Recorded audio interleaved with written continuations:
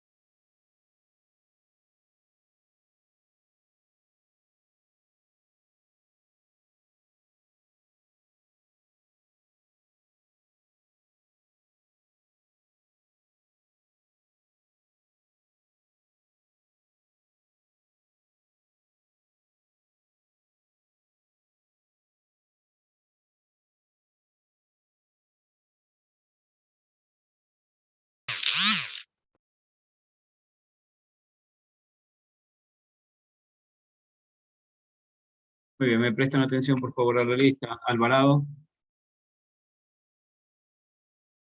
Alvarado. Presente. Álvarez. Antepara. Presente, buenas noches. Anzules. Anzules. Aveiga. Ceballos. Aveiga presente, profesor, disculpe. Ceballos. Ceballos, presente. Buenas noches. Buenas noches, Chacha. Presente. Chávez. Presente, buenas noches. Espinosa. Presente. Fonseca. Fonseca. García. Presente. Buenas noches. Jiménez Calderón. Jiménez Calderón. Jiménez Flores. Presente, profe. Flor Sánchez. Presente. López Pillazagua. Presente. Mendoza. Presente. Viñaca. Viñaca. Viñán. Presente. Buenas noches. Gracias. Polineros. Presente, buenas noches. Monge. Presente, buenas noches. Morales. Presente, ingeniero, buenas noches. Muñoz. Presente, buenas noches. Ortega. Presente. Peralta. Buenas noches. Presente. Pin.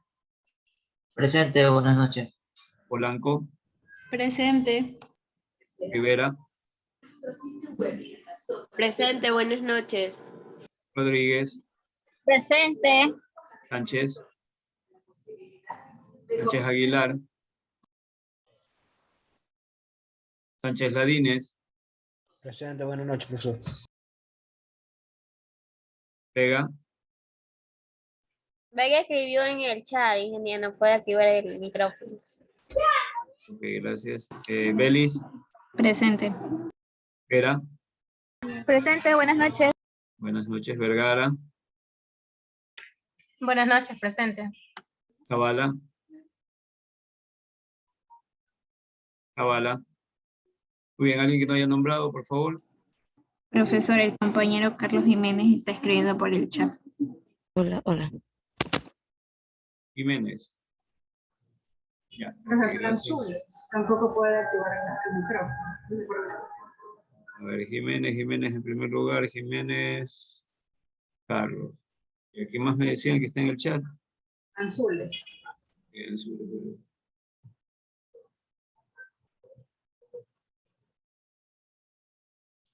ok, listo, creo que estamos. Guardemos esto.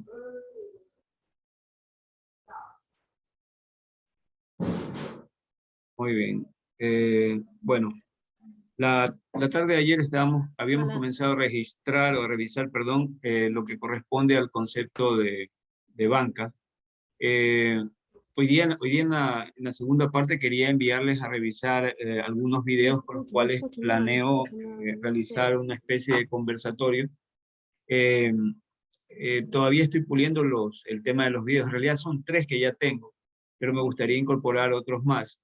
Algunos de ellos sí se los voy a proporcionar, se los voy a mencionar, que me gustaría ya que los puedan revisar, ya que son videos extensos, son más o menos de 1 hora, otros son de 40 minutos, 50 minutos, son videos extensos, que yo los considero videos interesantes porque están relacionados justamente con la temática que estamos tratando, que en este caso tiene que ver con banca. Repito mi objetivo puntualmente al revisar este tema. La idea es que ustedes puedan identificar cuál es el concepto de la banca y hasta ahorita, hasta el momento, lo que he compartido con ustedes es hacerles ver el papel que tiene la banca como intermediador financiero. Básicamente como, más que banca, ¿no? Más como una institución financiera. El objetivo de ellos, de manera puntual, es servir como una especie de canalizador de recursos, en este caso del dinero, desde aquellos que son superavitarios en dinero, es decir, lo poseen en gran cantidad, hacia aquellos que son deficitarios y que necesitan este dinero para poder emprender actividades generalmente de tipo productivo. Entonces, ese papel cumple la banca, indistintamente de cómo la aprecien. Yo tengo, como les he dicho, tengo una visión muy puntual con relación a la banca. Creo que es buena, pero siempre y cuando esté controlada y haya el control adecuado. Cada quien se forma su visión con relación a los bancos. Algunos dirán son muy buenos para la sociedad, otros dirán no son tan buenos, otros podrán decir simplemente son grupos que tienen dinero y lo que hacen es enriquecerse más y más cada día bajo la generación de dinero casi de la nada. Bueno, cada quien formará su criterio con relación a la banca, pero mi objetivo es poderles mostrar qué es lo que actualmente hay, de dónde vino, hacia dónde vamos y qué cosas pueden estar cambiando en el futuro. Bueno, entonces ayer habíamos comenzado a revisar ya cierta información relacionada al concepto de banca y habíamos estado viendo nuestras diapositivas. Y en esas diapositivas habíamos visto esto. Bien, comenzábamos a formarnos ya el concepto de banca. Habíamos visto el papel que hacen tácitamente estos intermediadores financieros y habíamos comenzado a revisar cuáles son las posibles fuentes de fondeo, aquí descritas como generadores de pasivos, ¿no? Es decir, lo que quería transmitir aquí es mostrarles a ustedes de dónde generalmente los bancos toman recursos con la finalidad de poder colocar esos recursos a utilizarlos para el negocio, ¿no? Tomar recursos y generalmente tomarlos de manera barata para poderlos colocar y de esa manera generar crédito y con ese crédito poder tener un margen financiero que les permita a ellos poder ganar, ¿no? A eso sumado a todos los servicios y otros productos financieros que pueden entregar las instituciones financieras, ¿no? Y dentro de esa revisión habíamos visto lo que es estos generadores de pasivos. Puntualmente la primera fuente que se había identificado tenía que ver con los depósitos. La idea central es que estos recursos llegan del común de los mortales, la gente que tiene dinero, que no sabe dónde colocarlo, y va a la banca con la expectativa, va a una institución financiera con la expectativa de colocarlo y ganar algo de interés, ¿no?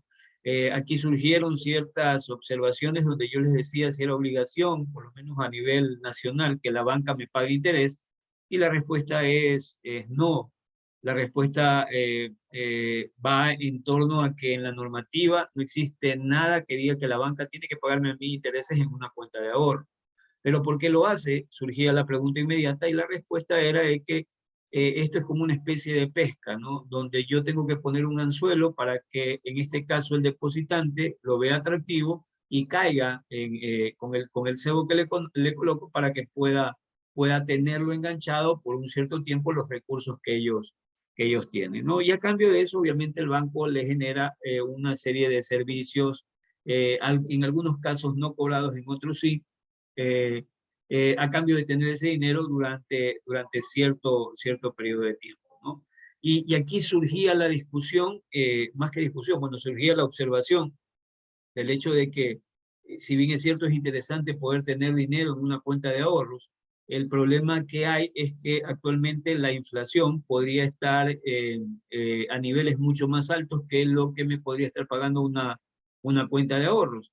Entonces, eso implicaría de que mi dinero, el dinero que estaría depositado en una cuenta de ahorros, podría perder su capacidad de compra en el tiempo, en el sentido de que voy a necesitar muchas más monedas, muchos más billetes, mucho más dinero para poder comprar lo que anteriormente compraba con menos, debido al proceso inflacionario que es normal en todas las economías, ¿no?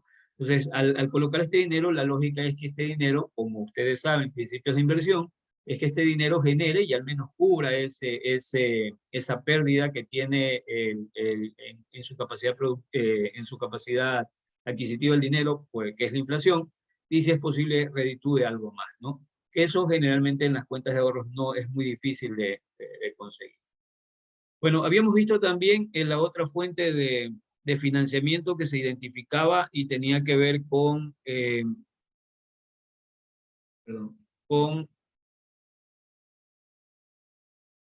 estamos, con los bancos centrales y multilaterales, ¿no? Entonces, a nivel nacional, una forma, no en el Ecuador les había dicho, en el Ecuador no existe este papel del Banco Central como prestamista de última instancia. Esto fue abolido y desde el último feriado bancario se prohíbe al Banco Central actuar como prestamista de última instancia para entregar créditos de liquidez a la banca. Pero en otros países esta figura todavía es vigente. Y la lógica es que el Banco Central puede entregar estos créditos de liquidez con la finalidad de que la banca pueda solventar ciertos problemas de liquidez que podría estar atravesando, pero a cambio, hay algo a cambio que entrega la banca, que podrían ser títulos de propiedad, justamente por estos créditos de liquidez, ¿no?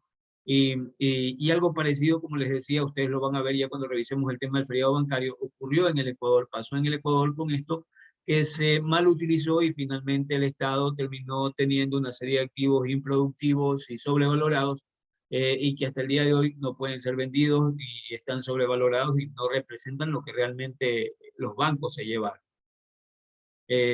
Así también, aparte del Banco Central, se pueden acceder a otros multilaterales, y esos multilaterales me refiero, por ejemplo, al BID, al Banco Interamericano de Desarrollo, a la Corporación Andina de Fomento, a la CAN, a la CAF, la Corporación Andina de Fomento, la CAF, que generalmente ellos colocan líneas de crédito, y esas líneas de crédito a veces están orientadas para ciertos sectores productivos que a estos multilaterales les interesa dinamizar, ¿no?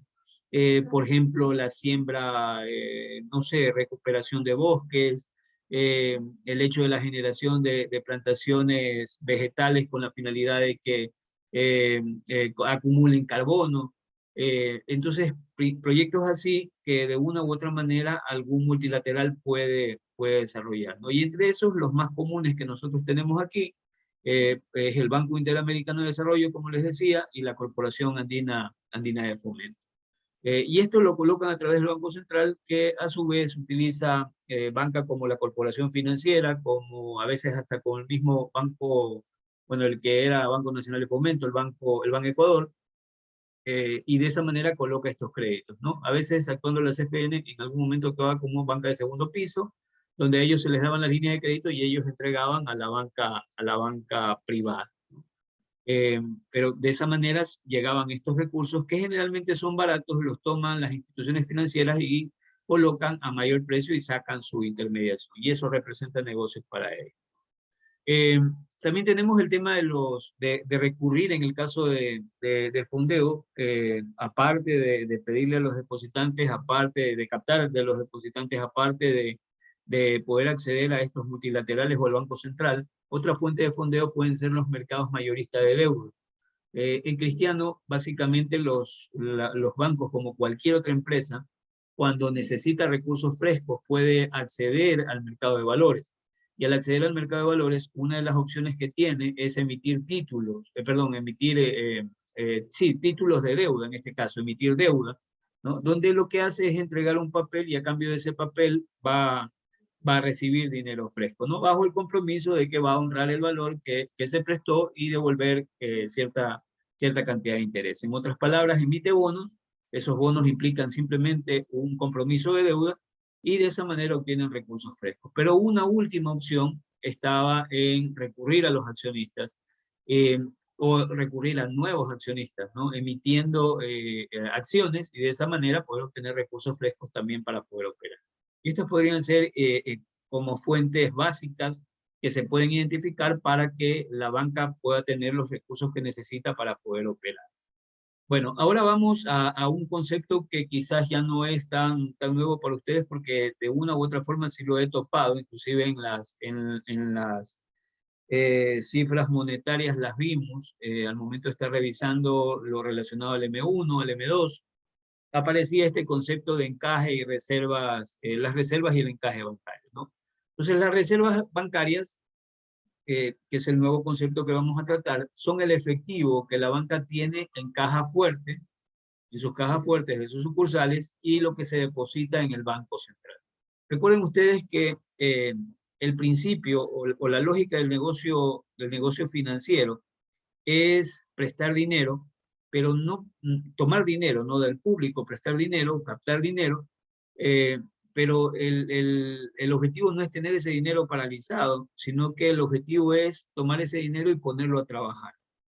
Pero a manera de protección, la normativa alrededor del negocio financiero implica de que estos bancos, en el caso del encaje legal, le exigen un cierto porcentaje con relación a ese valor total que ellos deben de mantener guardado en el Banco Central en el caso de que se necesiten recursos para poder responder a necesidades de liquidez que puedan tener en su momento, ¿no? En cristiano lo que les digo es que si, por ejemplo, si capta 100 hoy día, $100, imagine que el encaje sea 2%, lo que va a hacer es guardar $2 en el Banco Central. Y esos $2 no lo puede tomar, solamente puede prestar los 98 que tenía, los 98 que le queda, y con eso comienza a hacer negocio. Pero esos 2 que están guardados en el Banco Central se devuelven solamente en el momento en que el banco demuestre que tiene una necesidad de liquidez. Es decir, que por algún motivo la gente fue y retiró más dinero de lo que normalmente retira. Y de esa manera, en esa situación donde necesita liquidez, puede recurrir a estas reservas y tomar, ¿no? De igual manera, en todo el negocio puede ser que el banco también tenga más reservas y esas reservas no necesariamente las mantenga en el Banco Central, sino que puede tenerlas guardadas dentro de las bodegas del propio banco, ¿no? Entonces, a eso se refiere con este tema de las reservas bancarias. Entonces, usa las reservas bancarias para hacer frente generalmente a los pagos diarios que requiere la operación de la misma institución. Son la partida más líquida, pero a la vez la menos rentable, ya que su condición de reserva no le asegura rentabilidad, lo que hace que las IFIs, las instituciones financieras, traten de tener el mínimo nivel posible, ¿no? Es lo que les decía. Estas reservas implican tener dinero en sí, entonces son la partida más líquida, porque lo tengo tácitamente como dinero. Pero al estar como dinero, no está invertido, y si no está invertido, no está generando ganancias, ¿no? Es dinero que no está trabajando. Y eso obviamente implica pérdida para la entidad, ¿no? Entonces, el objetivo es poder mantener la mínima cantidad de reservas posibles para que el resto del dinero se esté moviendo y esté generando ganancias para el negocio. Muy bien, vamos a revisar con relación ya al encaje bancario. Bueno, con relación al encaje bancario, me hace referencia aquí que la función principal de los intermediarios financieros, en este caso, cuando hablo de intermediarios financieros, me refiero a lo que son bancos, a lo que son cooperativas, mutualistas, ¿no? Su función principal es justamente captar recursos del público y con ellos canalizarlos hacia préstamos, ¿no? Ahí está claro el papel de intermediación financiera. Tomo recursos de aquellos que tienen y los canalizo para aquellos que necesitan. Dada la naturaleza de su negocio, las entidades financieras deben mantener parte de sus fondos en activos líquidos o activos de reserva para cubrir retiros de fondo por parte de sus clientes, ¿no? Entonces, lo que ya habíamos dicho, estas reservas básicamente sirven como una especie de colchón que se activa al momento de que la entidad requiere esos recursos para responder a necesidades de liquidez. Con el fin de disminuir el riesgo de los depósitos del público en el sistema financiero, el Banco Central del Ecuador, el BCE, determina que un porcentaje de esos recursos captados deben estar depositados en el Banco Central. Bueno, aquí ya viene como una especie de definición de lo que es el encaje. El encaje bancario es ese porcentaje de recursos que deben mantener congelados los intermediarios financieros que reciben captaciones del público, ¿no? Entonces, si en el examen yo le pido una definición con relación al encaje bancario, es esta que está acá. El encaje bancario es un porcentaje de recursos que deben mantener congelados los intermediarios financieros que reciben captaciones del público. El Banco Central del Ecuador puede utilizar el encaje indirectamente para aumentar o disminuir la cantidad de dinero que circula en la economía. Es decir, el encaje bancario es un instrumento que sirve para la aplicación de la política monetaria. Es decir, que el Banco Central a través del encaje puede hacer que la cantidad de dinero circulante aumente o la cantidad de dinero circulante disminuya, subiendo o bajando el encaje, ¿no? Recuerden lo que les decía, si por ejemplo hay $100 de depósito y me dicen que el encaje es del 2%, yo tengo que dejar $2 guardados en el Banco Central y solamente puedo prestar 98. ¿Qué sucedería si el banco quiere retirar liquidez de la economía? Una herramienta para poder aplicar eso que se conoce como política monetaria. Esta política monetaria la puedo aplicar a través del encaje, aumentando la cantidad de encaje. O sea, si antes era 2%, ahora podría ser, por ejemplo, 5%. Entonces, ahí ya tendría que guardar por cada, en este caso, ¿no? En el ejemplo, por los $100, ya no voy a guardar 2, sino que voy a guardar ahora 5. Y le doy menos o le permito tener menos dinero al banco para que pueda prestar. Y con eso implicaría que hay menos dinero circulando en la economía. Pero de igual manera podría bajar el encaje y al bajarlo lo que estoy haciendo es tácitamente permitiéndole que las instituciones financieras tengan más recursos y que esos recursos los puedan prestar. Entonces, con esto lo que les estoy diciendo, lo que estoy tratando de hacerles visualizar es que el encaje es una herramienta que sirve para la aplicación de la política monetaria, ¿no? Al momento de aumentarlo o disminuirlo, tiene efecto sobre la cantidad de dinero circulante sobre la economía.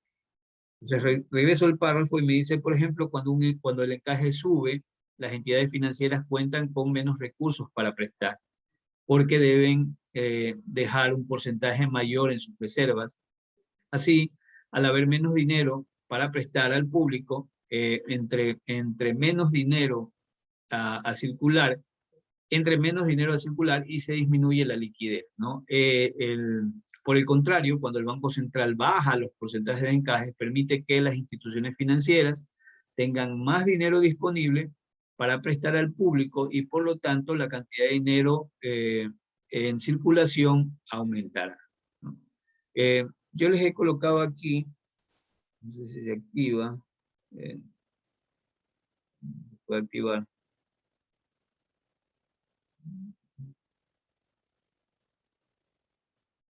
Voy a ver aquí el video. Un momento.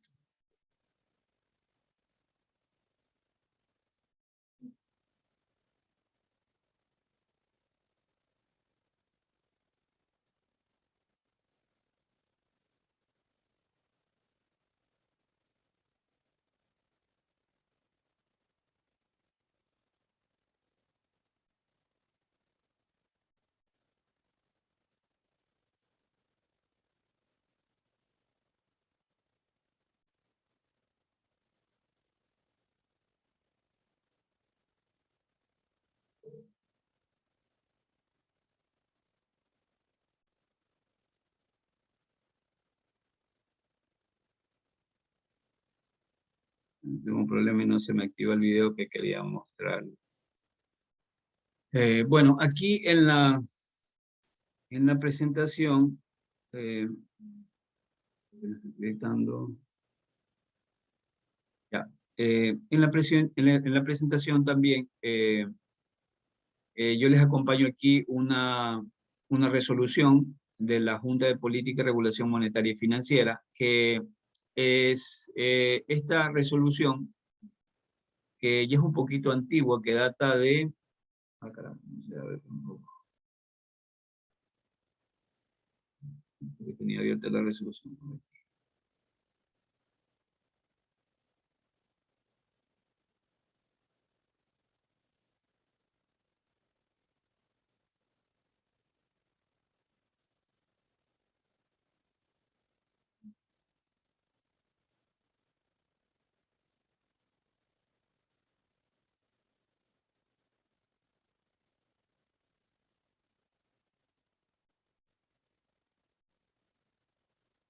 Muy bien, esta es una, como ustedes saben, el organismo que controla todo lo que tiene que ver con la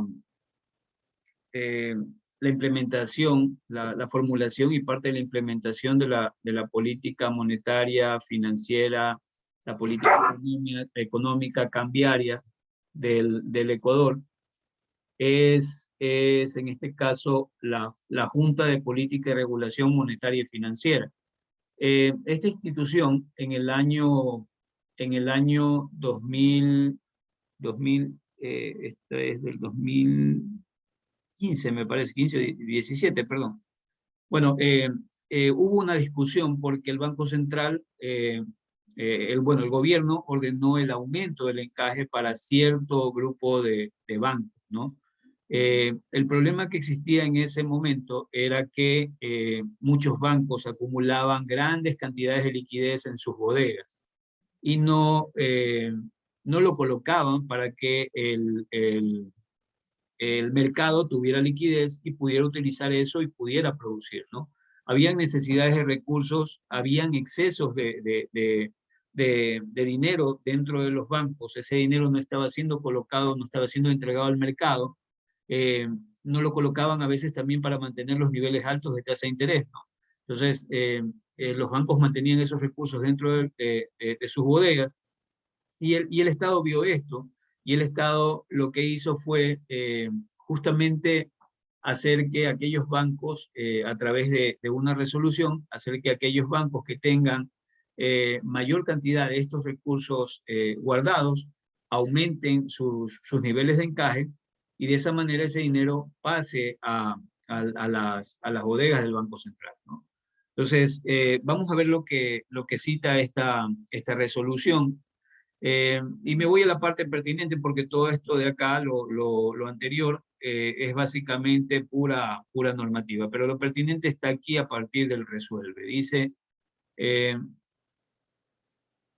un poquito más de tamaño, dice resuelve, artículo 1, elimínese la palabra único en el primer acápite del artículo 1 de la resolución, expedida por la Junta de Regulación Monetaria y Financiera que trata sobre el porcentaje y requerimiento del encaje. Incorpórese un segundo inciso a continuación del capítulo 1 que trata sobre el porcentaje y requerimiento del encaje y disponga que el encaje bancario de las entidades cuyos activos superen los 1.000 millones será del 5%. En ese momento, antes de esta normativa, el encaje que se tenía dispuesto para todas las instituciones era del 2%. Pero en este caso, para aquellos bancos que superen, sus activos superen los 1.000 millones, y dentro de los activos ustedes saben que también está el efectivo, ¿no? O sea, aquellos bancos que superen los 1.000 millones, inmediatamente esos bancos tenían que encajar más. Eso que implicaba de que esos bancos tenían que sacar más de sus recursos y colocarlos en las bodegas del Banco Central, ¿no? Entonces, un mecanismo fácil para poder no hacer eso yo como banco era tomar el dinero y colocarlo como un préstamo para que eso comenzara a circular en la economía y con eso no llegaba a este límite de los 1.000 millones, ¿no? Entonces, esto fue muy discutido porque Obviamente, algunos decían cómo puede ser posible de que aumentando el encaje va a haber mayor cantidad de recursos disponibles, ¿no? Pero lo que estaba tratando de hacer el Estado era justamente presionar de alguna manera a los bancos para que sacaran esa liquidez que mantenían en bodegas y la colocaran en el mercado a través de créditos en lugar de tenerla guardada en ellos. Y si no lo hacían, simplemente pasaban a las cuentas del Banco Central y de esa manera era menos la cantidad de dinero que ellos podían tener disponibles para poder encajar. Era como una especie de sanción en el caso de que no sacaran ese dinero y lo pusieran a trabajar en la economía, ¿no? Entonces, este tema fue muy discutido porque justamente aquí se ve con este ejemplo cómo el encaje sirve como un instrumento para poder controlar la cantidad de dinero que existe circulando dentro de una economía, ¿no? Entendiendo que cada vez que se lo eleva, se restringe la cantidad de dinero circulante y cada vez que se lo baja, aumenta la cantidad de dinero circulante. ¿Sí? Bueno, esto era lo que quería compartir con ustedes con relación al encaje. Ahora regreso a mi diapositiva.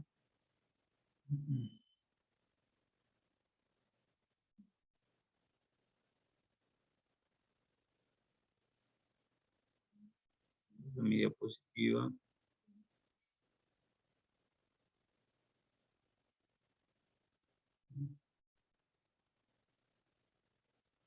Muy bien. Bueno, eso era con relación al tema del encaje. Como ustedes saben, esta información del encaje también aparece como dato dentro de las estadísticas monetarias que ya en su momento les presenté cuando estábamos viendo el tema del M1, el M2. Ahí también aparecían datos de las reservas bancarias y relacionados puntualmente con el encaje. Ahora vamos a revisar otro concepto que tiene que ver con el crédito, ¿no? Bueno, entender un poco lo que es crédito. El crédito es un préstamo de dinero que la banca otorga a su cliente con el compromiso de que en un futuro el cliente devolverá dicho préstamo en forma gradual mediante el pago de cuotas o un solo pago o con un interés adicional que compensa al banco por todo el tiempo que tuvo ese dinero utilizándolo, ¿no? Mediante este pago posterior, ¿no? Entonces, aquí ustedes van a ver diferentes tipos de crédito que luego lo vamos a revisar más adelante al momento de analizar la tasa de interés y vamos a ver también los segmentos de crédito, vamos a ver de dónde salen, cómo se calcula de manera general este tema de las tasas de interés, de dónde vienen los datos. Vamos a ver también más adelante cuando veamos el tema de tasas de interés, vamos a revisar cuánto es la tasa vigente para cada periodo, cuánto es lo máximo que me pueden cobrar, cuánto es lo mínimo que podrían estarme cobrando y en sí tener una idea de todo lo que corresponde al crédito. Los tipos de crédito, hay diferentes tipos, ¿no? Ya lo vamos a ver más a detalle cuando veamos estos segmentos de crédito, pero de manera general tienen, por ejemplo, el crédito de consumo, y en este caso este crédito de consumo, su espíritu implica la compra de bienes o servicios que no tienen finalidad productiva, ¿no? Eso es básicamente el espíritu, la razón de ser de este tipo de crédito. Habíamos dicho que crédito no es otra cosa sino que un préstamo de dinero, que en este caso da la institución financiera, y a cambio lo que va a recibir es el valor más el correspondiente interés que genera este préstamo por el tiempo que se lo entreguen, ¿no? Y entonces, en este caso, este préstamo que se entrega, que está destinado para el consumo, el espíritu puntual o la razón de ser del crédito, no es para actividad productiva, sino para comprar generalmente bienes que van a ser consumidos, que no tienen finalidad productiva, sino que tienen básicamente como destino el uso, el consumo mismo. Pues no son para generar más riqueza, sino que son para ser consumidos. Entonces son otorgados generalmente en corto plazo. Un ejemplo de esto pueden ser lo que ustedes tienen como tarjetas de crédito, ¿no? Son generalmente créditos de corto plazo y no existe una garantía o no existe más garantía que la reputación del prestatario, ¿no? En gran medida, básicamente lo que hace o lo que respalda gran parte de estas operaciones es tácitamente qué tan buen pagador o qué tan buen cliente usted haya sido con relación a una institución financiera. Bueno, así también tenemos otro tipo de créditos, por ejemplo, los hipotecarios. Su espíritu está orientado a la adquisición de cualquier tipo de vivienda y son otorgados generalmente en largo plazo. Y aquí veo diferencias, ¿no?, en los créditos. Mientras esto lo destino para poder lo que es el consumo, lo destino para actividades para comprar bienes y servicios que no necesariamente son productivos. El hipotecario, por el contrario, tiene como sentido la compra de un bien inmueble, y generalmente el de consumo es de corto plazo, mientras que el hipotecario es un préstamo de largo plazo, ¿no? Y eso implica, esta operación también implica que se transfiera a la IFI, a la institución financiera, la propiedad real del activo mediante una hipoteca, ¿no? En otras palabras, el bien no termina siendo suyo totalmente, sino hasta el momento en que usted paga y se levanta la hipoteca sobre el bien, ¿no? Eso es lo que implica este crédito. Productivos, en este caso, a diferencia del de consumo, lo que se va a comprar acá o el dinero que se va a entregar acá, tiene como fin justamente la actividad productiva. Dentro de esta podrían estar, por ejemplo, los microcréditos o los créditos empresariales que se otorgan, ¿no? Entonces su espíritu está orientado a la producción, se puede otorgar en corto, mediano y largo plazo dependiendo de lo que se busque financiar. Generalmente es otorgado a pymes, ¿sí?, a pequeñas, medianas y grandes empresas, pero también un ejemplo de productivo puede ser el microcrédito, donde ahí sí son microempresas, ¿no? Dentro de este grupo podría considerarse el microcrédito, la diferencia podría estar en que es otorgado a microempresa o a microemprendedores, ¿no?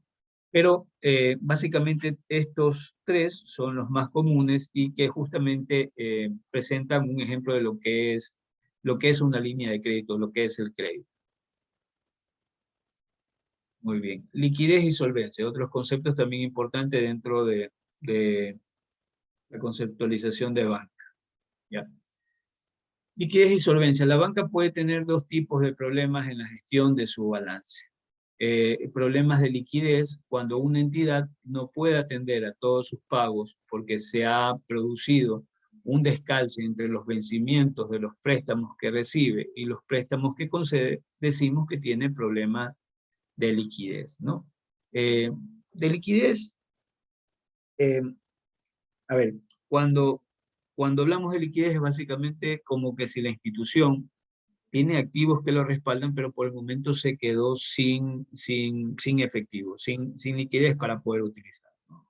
Entonces, uno de los problemas que generalmente origina estos problemas de liquidez puede ser el hecho de que no estén calzados. Recuerden que yo les decía que calzado quiere decir de que estén relacionados o estén al momento de tomar el dinero prestado, el tiempo en que lo tomo tiene que guardar coherencia con el tiempo al cual yo voy a prestar ese dinero. Porque si lo tomo a menos tiempo, es decir, con la promesa de devolverlo en poco tiempo, mientras que lo que voy a prestar, lo voy a prestar en el largo plazo, eso podría generar a que en algún momento yo me quede sin los recursos para poder devolver esos créditos, ¿no? Porque simplemente lo que voy a hacer es tomar crédito de corto plazo y lo que voy a tomar, perdón, recursos en el corto plazo y voy a financiar operaciones en largo plazo y me voy a quedar sin dinero porque todo lo tengo prestado y no tengo para devolver a quien me prestó ese dinero. Entonces, cuando ocurre ese descalce, eso genera estos problemas de liquidez. Se produce esto, ¿no? Entonces, una cosa muy importante dentro del negocio bancario o el negocio financiero es que justamente estas captaciones y colocaciones estén calzadas, que en palabras sencillas y comunes, que guarden coherencia entre los plazos a los cuales se capta el dinero y a los cuales se va a colocar el dinero. En un día determinado puede que la entidad tenga que devolver más préstamos que la suma de sus reservas y de lo que recibe por sus créditos. En este caso necesitará liquidez para atender sus pagos. Era lo que ya también en algún momento les había mencionado, ¿no? Si bien es cierto, los bancos tienen estimaciones de cómo generalmente nos comportamos los usuarios año a año, cuándo demandamos más, cuándo demandamos menos dinero. pero podrían haber ciertos eventos que podrían alterar a la gente y llevarlos a que tengan comportamientos que no sean típicos. En ese momento, se ocurre por alguna situación, un nerviosismo dentro de quienes tienen el dinero colocado en la institución financiera, podría ser que los lleve a tener un comportamiento de retiro que no son normales.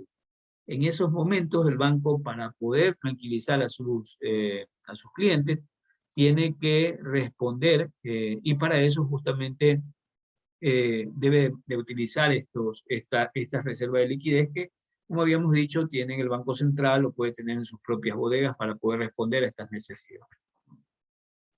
Si la calidad de un activo no está cuestionada, le resultará relativamente sencillo encontrar un prestamista que le preste a corto plazo la liquidez que necesita. Entonces, cualquier banco, todos los bancos en realidad pueden tener problemas de liquidez en algún momento, pero si es un banco sólido, es decir, si hay activos que respaldan su operación, y esos activos son creíbles, son tangibles, son reales, el banco tranquilamente podría recurrir a otra institución financiera y prestar dinero para poder responder a esas necesidades de corto plazo de liquidez para poderlas atender, ¿no? El problema es cuando no hay nada que respalde a esas instituciones, y ahí sí se genera no solo un problema de liquidez, sino también de solvencia. Entonces, para este tipo de créditos, las entidades suelen acudir al mercado interbancario, me refiero a los créditos de liquidez, en el que participa la banca. El Banco Central, en su función de prestamista de última instancia, ¿no? Entonces, entre bancos se pueden prestar para poder responder a estos créditos de liquidez, a estas necesidades de liquidez, o en aquellos países donde el Banco Central funge todavía como prestamista de última instancia, pueden recurrir en ese caso al Banco Central y de esa manera tener recursos para poder responder a estos problemas de liquidez. Bien. Bueno, ¿qué más tenemos acá? Ya, otro tema es la solvencia, ¿no? Liquidez, como ustedes ya saben, no compromete para nada los activos. Es una situación momentánea en la cual simplemente lo que sucede es que me quedé sin efectivo. Pero los problemas de solvencia son cosas más graves, son cosas más complejas que ya tienen que ver con el activo. Pero los problemas de solvencia son más difíciles de resolver. No es tan fácil como los problemas de liquidez que podamos tener. Cuando los prestatarios de un banco tienen dificultades económicas, primero retrasan las devoluciones que tienen pendientes. Técnicamente se dice que entran en mora, ¿no? Entonces, cuando tienen ciertas obligaciones, los bancos comienzan a atrasarse, comienzan a generarse problemas, ¿no? La gente comienza a pagarle menos, la gente comienza a tener problemas y no comienzan a devolver y comienzan a haber problemas en los activos del banco. Entonces, se puede renunciar a pagar sus créditos, se declaran insolventes y entran en suspensión de pagos. Los créditos se convierten en créditos fallidos, que se traducen en pérdidas para el propio banco, y cuando estas son suficientemente cuantiosas, ponen en entredicho la propia supervivencia de la entidad y pueden llevarlos a la quiebra, ¿no? Entonces, cuando comienzan a ocurrir estos problemas de que hay mucha colocación y esa colocación es difícil de recuperar, eso va a afectar básicamente a los activos del banco, y eso ya lo lleva a un problema de solvencia más no de liquidez, ¿no? Y eso puede hacer cerrar o puede hacer quebrar a cualquier institución financiera. Para entenderlo mejor, este tema de liquidez, pongo un ejemplo muy burdo que podría ser que me encuentro a Álvaro Novoa en la calle y de repente Álvaro Novoa va caminando y me dice, préstame 50 centavos para tomar un bus e irme a la casa. En este momento no tengo. Entonces, ¿cuál es el problema que tiene en ese momento Álvaro Novoa? Que no tiene dinero, es decir, tiene un problema de liquidez, en el momento no tiene los recursos. Pero en cambio, detrás de él hay una serie de activos que lo respaldan. ¿Le presto o no le presto? La respuesta es sí, porque sé que por el momento no tiene el efectivo, pero tiene activos que respaldan en todo caso el préstamo que yo le voy a dar y que va a responder, ¿no? Entonces, eso es más o menos un ejemplo muy sencillo para poder comprender este tema de liquidez y solvencia. Por eso es que nos dicen también que los problemas de liquidez son fácilmente solucionables porque teniendo activos de respaldo, tranquilamente otros me pueden prestar. Si mi situación económica está bien, otros me van a prestar. El problema es cuando los activos que están detrás están en duda, y eso sí es un problema porque nadie me va a querer prestar porque ya tendría yo problemas de solvencia. Bueno, liquidez y solvencia, que son dos conceptos también relacionados con lo que estamos viendo. Bueno, este concepto también lo van a ver en algunos videos que les voy a mandar a ver, que tiene que ver con la creación y la destrucción de dinero. Entonces, la banca crea y destruye dinero, eso es verdad, pero más que destruir, en realidad crea dinero la banca, ¿no? Entonces, por ejemplo, veamos este ejemplo. Dice, Lucas presta $1000 a Irene, y le preguntamos a cada uno cuánto dinero tiene. Entonces, Lucas no contará esos $1000 porque se los acaba de prestar a Irene, pero Irene solo los contará porque se los acaba de meter a la cartera. Entonces, aquí el ejercicio es sencillo. Dos personas, uno le presta a otro $1000. El uno primero tenía en su posesión los $1000 y se lo entregó al otro, se los prestó. El uno ya deja de tener ese dinero y por obvias razones va a decir, yo ya no tengo. Y al que se lo entregó, al que se lo prestó, por el contrario, al tenerlo va a decir, yo poseo ahora estos $1000, ¿no? Entonces, por lo tanto, cuando dos personas o dos empresas, o una persona y una empresa y el sector público se hacen un préstamo, la propiedad del dinero cambia, pero la cantidad total de dinero que hay en la economía sigue siendo igual, ¿no? Entonces, cuando hay estas operaciones entre los comunes de los mortales, entre los agentes económicos, no pasa absolutamente nada. Pero en cambio, si Lucas deposita $1000 en un banco y el banco pasa 20 a sus reservas, el 2% obligatorio en el ejemplo para Ecuador, ¿no? Y presta a Irene 980 restantes. El banco ha creado medios de pago que antes no existían por un valor de $980. Si le preguntamos a Lucas cuánto dinero tiene, contará con los $1000. Eso es lo que va a decir Lucas, porque obviamente él depositó en el banco y sabe que tiene los $1000. Y si le preguntamos a Irene, Irene contará con los 980 que le prestaron, ¿no? Este ejemplo sencillo es lo que nos muestra cómo los bancos crean, algunos le dicen así, ¿no? Crean dinero de la nada, ¿no? Entonces, con el dinero que captan, con lo que tienen inmovilizado, el resto lo pueden seguir utilizando para poder prestar. Y eso se mueve, se mueve y se mueve. Entonces, van ustedes también a ver un video que justamente habla de esta parte no recuerdo si ya lo vimos en el tema del dinero, donde justamente se hablaba de este tema de cómo los bancos crean dinero, ¿no? Y que resulta, el negocio bancario resulta un negocio grande, donde no vas a perder casi nada, porque obviamente todo lo que sucede es que captas barato y colocas ese dinero, y ese dinero se mueve y genera más dinero. Entonces, cuando prestamos dinero propio, transferimos al prestatario, perdón, su propiedad, y nos quedamos sin él. Cuando un banco presta dinero ajeno, está creando un derecho de uso. Permite que dos personas usen el mismo dinero como si fuera propio, pero en una condición que se esconde en la letra pequeña, los contratos del depósito, siempre y cuando no todos quieran usar el mismo dinero a la vez, ¿no? Entonces, esto que ocurre, o este hecho de que el banco, apenas yo deposito, el banco toma el dinero y se vira y le presta a alguien más, esta lógica funciona siempre y cuando el que colocó el dinero no lo quiera utilizar, y ese dinero obviamente se lo puedo prestar a otro. El problema está cuando al que le presté lo necesita y el que lo depositó en ese momento también lo quiere de vuelta, ¿no? Entonces ahí sí se genera un problema, porque el banco obviamente va a tener menos dinero para poder responder a esta necesidad. Entonces el dinero que crea la banca concediendo créditos es dinero virtual. Apuntes en sus libros de contabilidad o registros electrónicos en una cinta de datos, ¿no?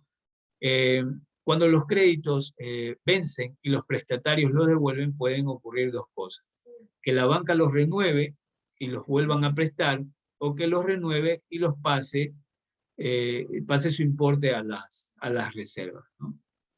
En circunstancias normales, la banca renueva sus créditos y la cantidad de dinero de la economía no cambia. Crea medios de pago, aumenta la cantidad de dinero en la economía. En circunstancias excepcionales, como recesión o crisis financiera, la banca puede optar por disminuir su endeudamiento y su riesgo y no renovar los créditos. Destruye medios de pago, disminuye la cantidad de créditos de la economía. Miren que esta última partecita como que no es tanto así.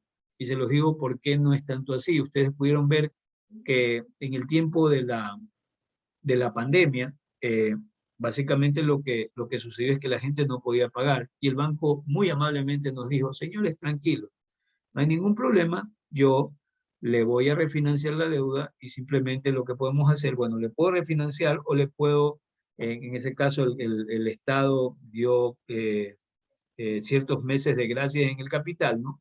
Y de repente la persona podría acogerse a patear hacia adelante esos créditos, ¿no?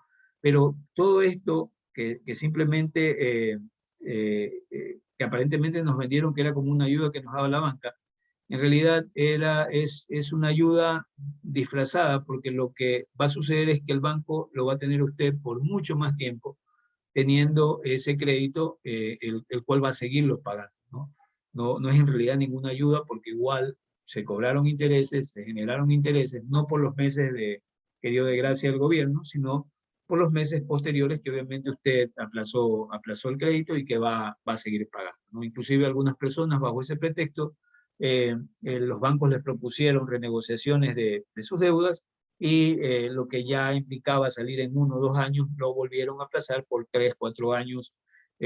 A algunos les ayudó porque obviamente les dio libertad, les quitó peso, presión por los recursos, los pocos recursos que tienen, pero implicaba deudas a mayor cantidad de tiempo.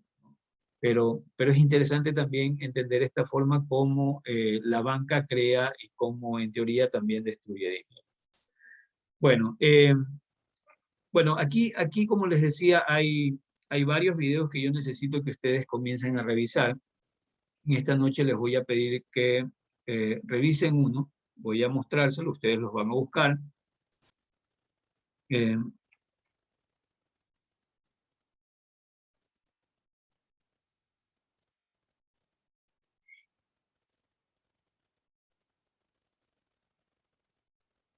Déjame solamente acceder a mi espacio.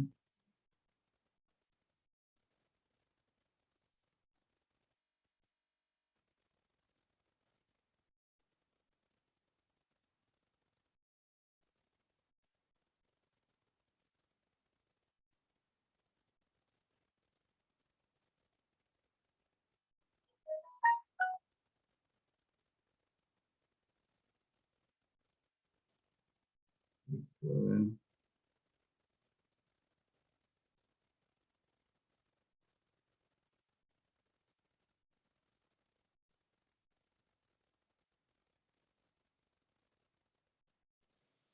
Muy bien, a ver aquí. Eh,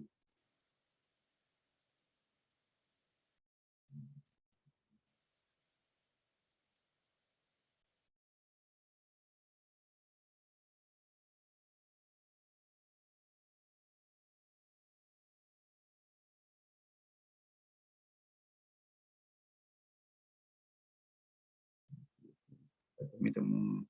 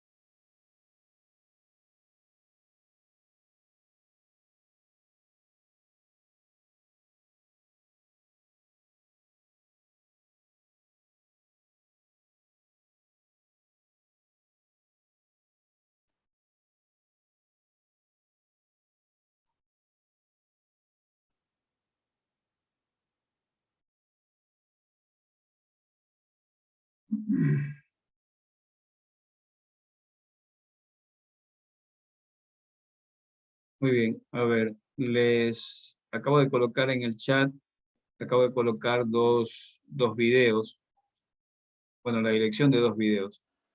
El primero que se denomina La banca, la naturaleza en manos del capital. Es el primer video que quiero que revisen, que es el que, no lo van a escuchar, pero lo estoy proyectando en este momento. Básicamente aquí lo que presenta es cómo la banca, bajo la potencial figura de ser una especie de salvador de la naturaleza, cómo comienza a meterle mano a este tema del cuidado ambiental y cómo saca provecho también de esta situación, ¿no? El documental es interesante porque cuenta, como les digo, esta nueva forma de actuar de la banca, que lo que hace es explotar los recursos naturales para simplemente sacar ventaja económica de la situación, ¿no? Este es un video que es el primero que van a revisar, como les digo, la banca y la naturaleza. Y el otro video que es el que nos cuenta sobre lo que es el futuro de la banca, el presente y futuro de la banca, que es este video que se denomina Tendencias de la banca en la era cognitiva. Este video, donde justamente esta persona que aparece en pantalla, que es Mariana Lishner-Goldberg, que es una ejecutiva de IBM, narra o cuenta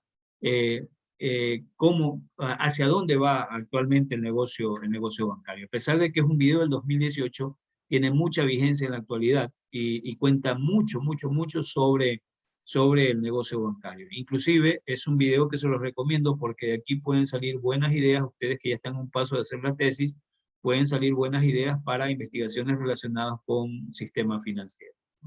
Entonces, estos dos videos son los que ustedes van a comenzar a ver. Estos los van a seguir revisando también el día de mañana, porque, y van a elaborar informes de cada uno de estos videos, porque luego de esto lo que quiero armar es una especie de panel de discusión sobre estos temas. Yo voy a agregar otros videos más que también les voy a pedir que los revisen, que tienen que ver sobre la temática que estamos tratando. Pero estos dos, por el momento, van a ser tema de revisión en esta hora y el día de mañana, en lo que corresponde al trabajo asincrónico que vamos a realizar. ¿De acuerdo?